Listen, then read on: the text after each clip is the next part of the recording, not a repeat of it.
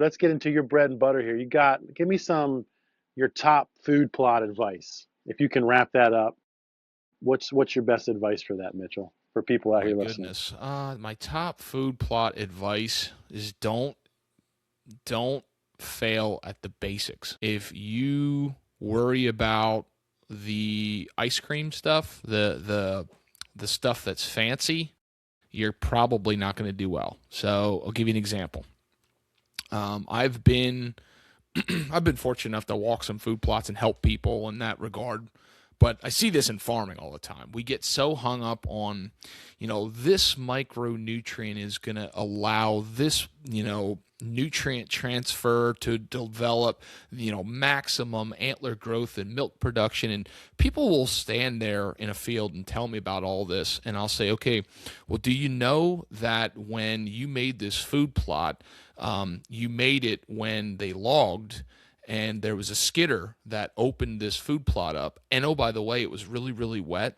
And the ground is so tight and compacted that you've got no oxygen or porosity for roots to grow into the soil and actually make something.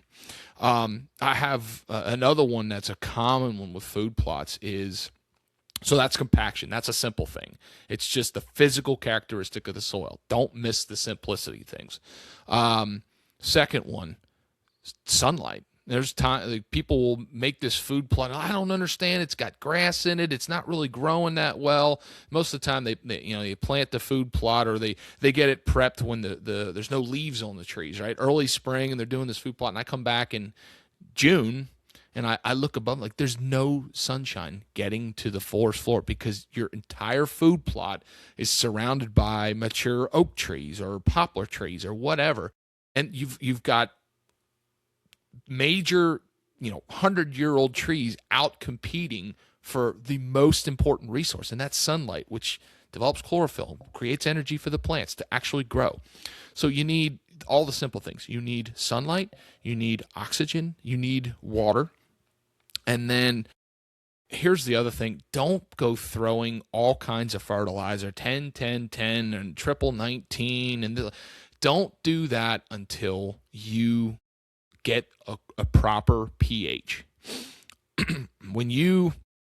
People don't realize with a pH, and this is going to categorize into my simple stuff, is when you get under a 6.0 pH, that it's a logarithmic scale. So it's not like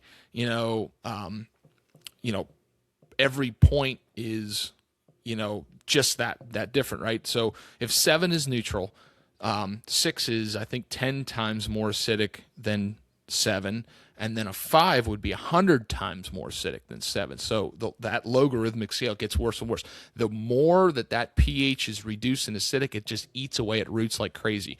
And all the fertilizer in the world isn't going to exchange in the soil colloid to your plants. So make sure you address limestone appropriately. That's a simple thing. You can probably live off the land with one implement with the soils we have in Pennsylvania, and that's limestone. If you can do that, you can get stuff to grow. There's other things. There's other nuances to that, but people love to focus on what seed blend, how are you planting it, when are you planting it, are you using herbicide? Oh, you should never use herbicide. Herbicides are bad. Pardon my French. I get pissed off about that because I think it's bullshit. I mean, it's just how I feel in a lot of cases. Is there some truth to it? Yes, but 80% of food plotters don't even know what they're talking about when they get into that. If we're in this world of information that everybody's an expert, and I'm guilty of it too, right? I mean, I get that way too, and I've put my foot in my mouth many times over certain topics, and that's why if I don't know something, I try not to talk about it. But I feel pretty confident that I can make a food plot recommendation just because I work in agriculture. So I just get frustrated when people want to negatively talk about food plots or focus on something that just doesn't matter for making a food plot.